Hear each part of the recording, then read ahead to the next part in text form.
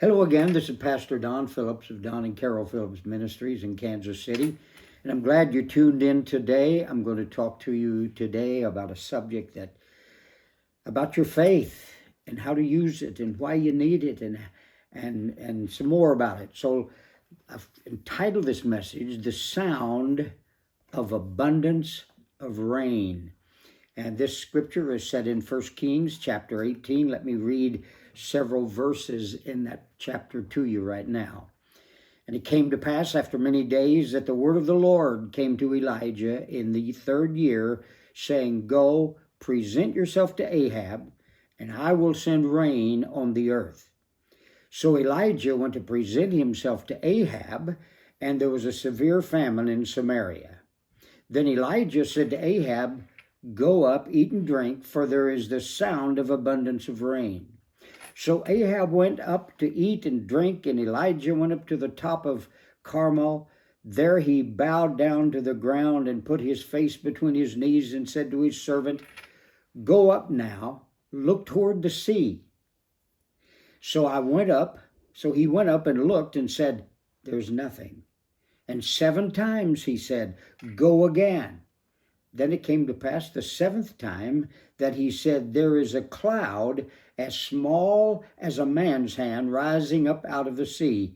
So he said, Go up and say to Ahab, Prepare your chariot and go down before the rain stops you. Now it happened in the meantime that the sky became black with clouds and wind, and there was a heavy rain. So Ahab rode away and went to Jezreel.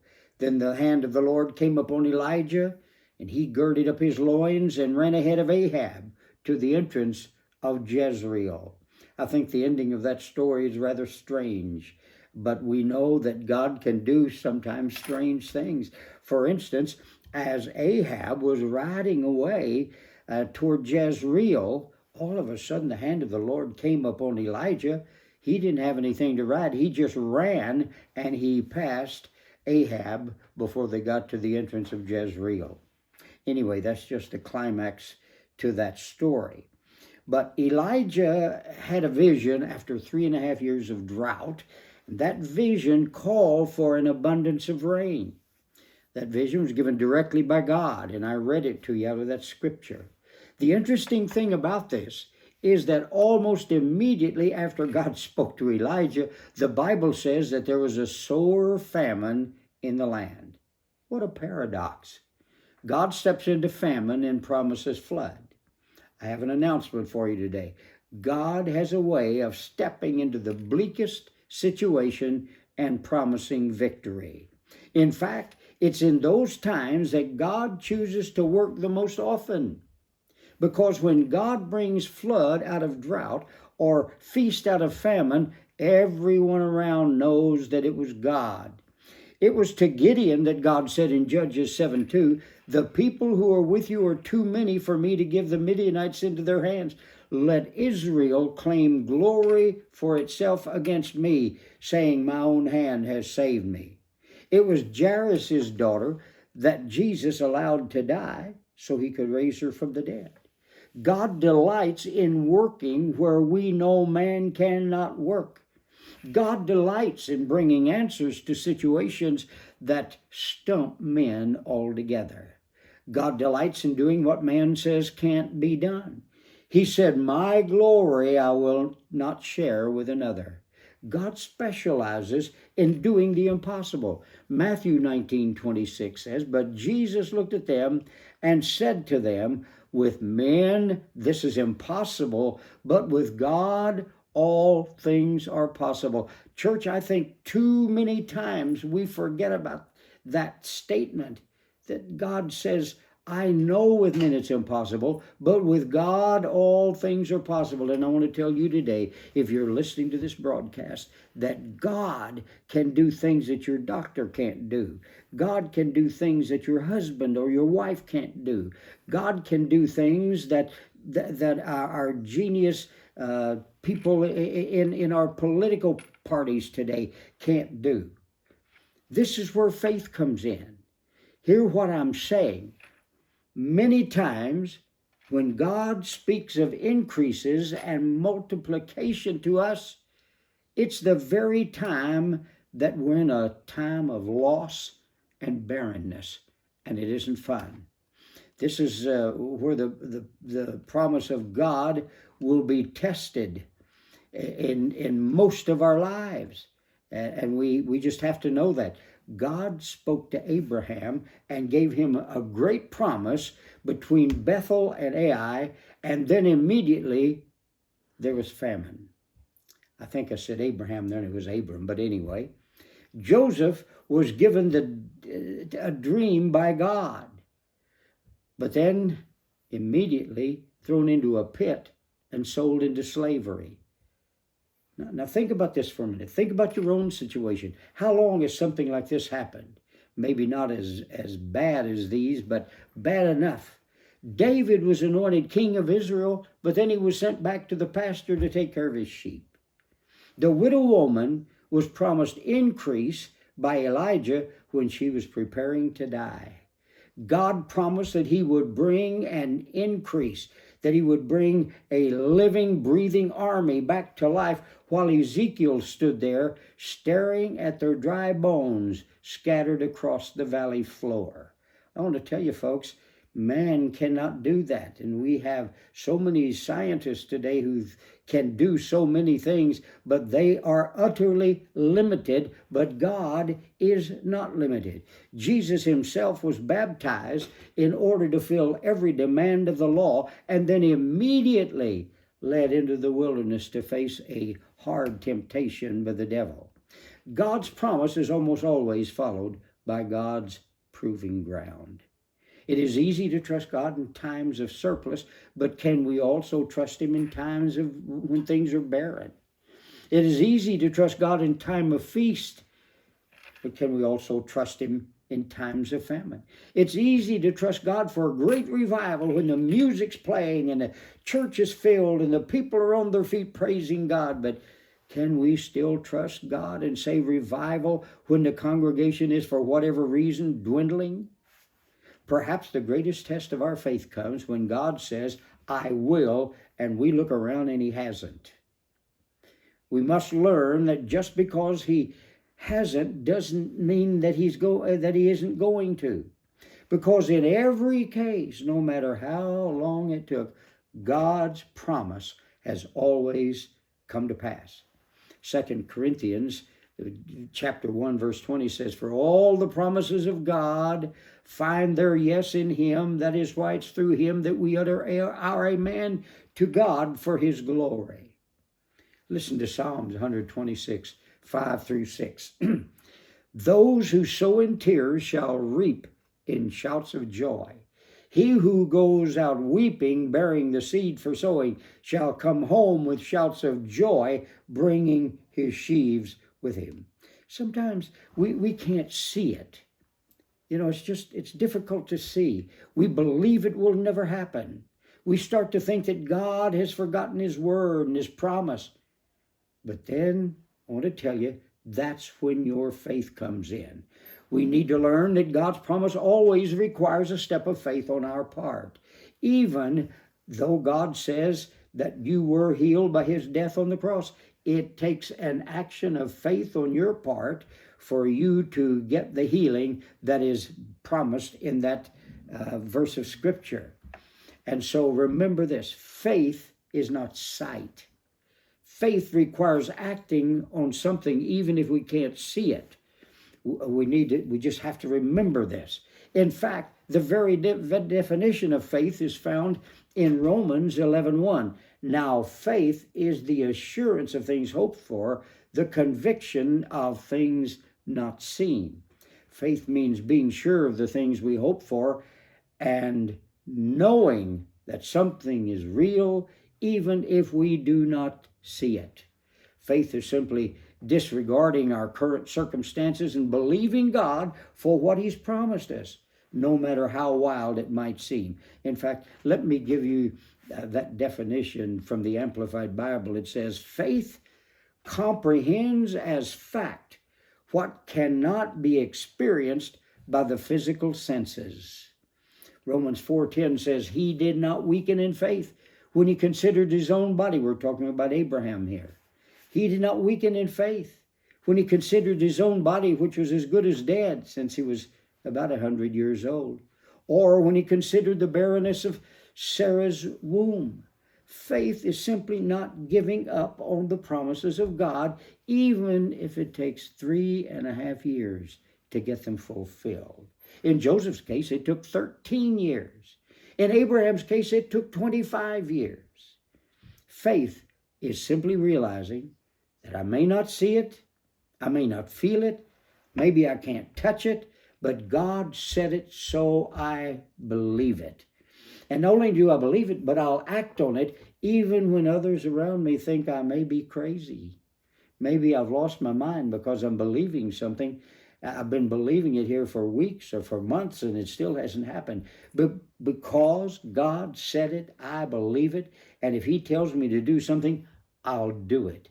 We have to be like Peter when Jesus told him to throw out his nets again. I may not believe anything will happen, but okay, Lord, nevertheless at thy word I'll do it. And Peter threw out those nets and nearly sunk his boat. It took the nets from 2 boats to bring in the fish.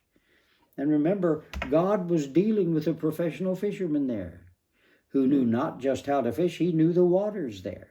He knew how to catch fish. But Jesus came on the scene and helped him when his own ability and his own knowledge really didn't do it. But now let's get back to Elijah. Elijah's vision called for an abundance of rain, not a sprinkle, not a heavy dew, not a quick shower, but an abundance of rain. They hadn't had rain in 3.5 years. But immediately after the vision was given, the servant saw nothing. Now, let me bring out 3 things about this story that I believe apply to churches today.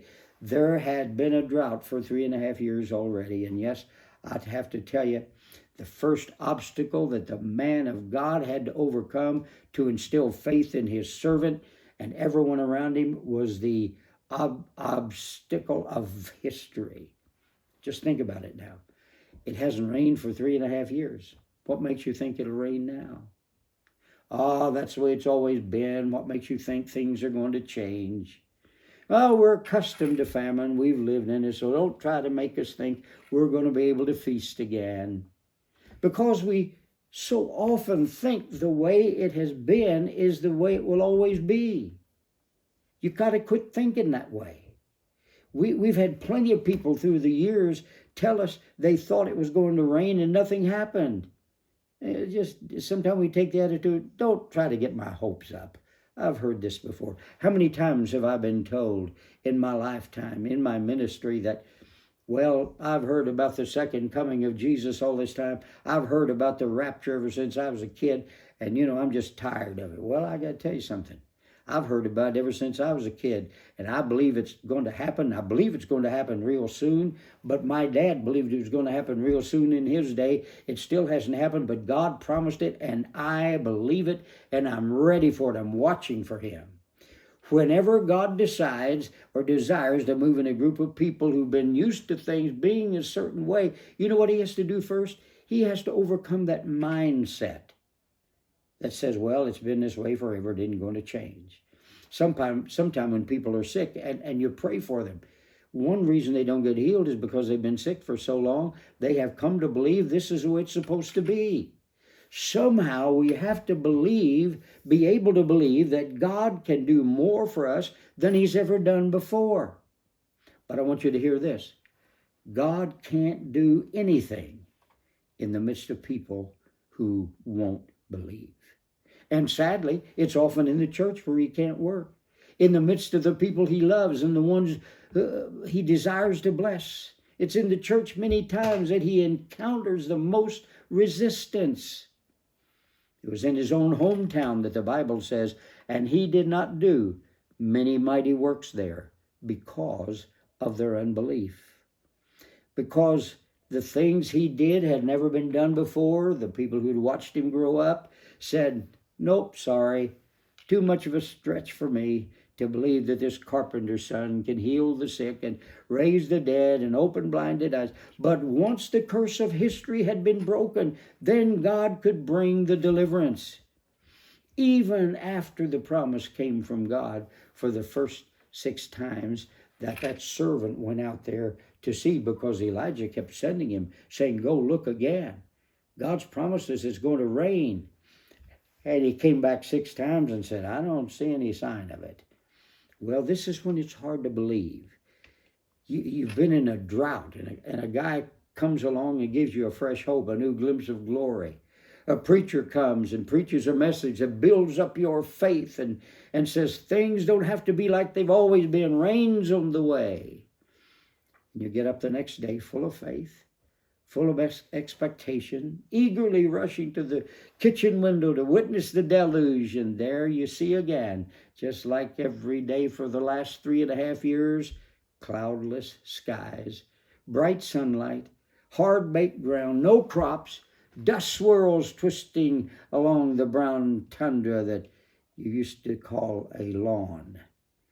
And your faith plummets again, even lower this time, because you've had your hopes dashed. You've had them up so high, and now they've dashed again. Maybe you thought today was going to be the day of change for good. And just as the Bible says that after the promise, there was a sore famine in the land. After the promise that God makes to you and I, there may be a time of famine in our lives, testing our faith. You can live with a promise of abundance or doubling or doubting. You can live with a promise of financial relief and then enter the most historic period of barrenness you've experienced in a long time. There were times when we said, this is never going to happen. Things aren't going to change. It's going to be getting along just like always. They're just trying to get my hopes up. Well, I want to tell you, that's one reason I'm here. I'm trying to get your hopes up. I keep going back to the pulpit night after night, scanning the horizon, waiting for the rains of revival. And I think now I'm beginning to see that little cloud like a man's hand rising up. But I got to tell you, today I can't explain why. And today but I think I see and sense something in the wind now that I haven't sensed in a long time. It really isn't all that big. In fact, I'll have to tell you that it's pretty small, about the size of a man's hand. But sure enough, I see that little cloud that I've been praying for and preaching about. But I'll tell you something else. I am stepping out in faith again. And where others see smallness, I am seeing abundance. Then when the cloud was so small it was like into a man's hand appeared, it excited Elijah so much that he said, this is it, this is abundance. Others saw smallness, but Elijah looked at a small thing and saw abundance. Listen, we have a hard time looking at things and thinking abundance. Everything seems to be small. You know, the church isn't growing like it should. We're never going to fill all the chairs. Wait a minute. God's Holy Spirit is operating in the world, and we need to let it operate through us, because He will fill our churches. But small things quickly can bring up big things sometime when God is in the picture. Zechariah 4:10 says, for who has despised the day of small things? God promised Abraham seed as the sands of the sea and the stars of the sky. And He gave him one child. And Abraham waited years for the promise to be fulfilled. But it became fulfilled. Jesus had 5,000 people on the hillside one day. He fed them all. But you know what? He started out with 2 fish and 5 loaves. That's all He had to start with. But He fed the whole crowd. God created this visual universe of ours and all that's in it in 6 days. But He started out the very first day simply creating night and day from nothingness. I've got to tell you today, the things that look small through the eyes of through our natural being, through our natural eyes, through our natural lives, they look small. It doesn't look like they're going to amount to anything. Can become huge when you look at them through the eyes of the Spirit. I wonder if anyone hearing this sermon today is hearing what I'm hearing. I wonder if there's anyone who will just go one more time to the horizon and look for that promise. I know you've been 6 times already. but this time may be different. I hear the sound of abundance of rain. Do you? I hope you do. Well, God bless you. I hope I've stirred up your faith today. Hope you get into your church and work and pray and believe God for what He's promised. God bless you.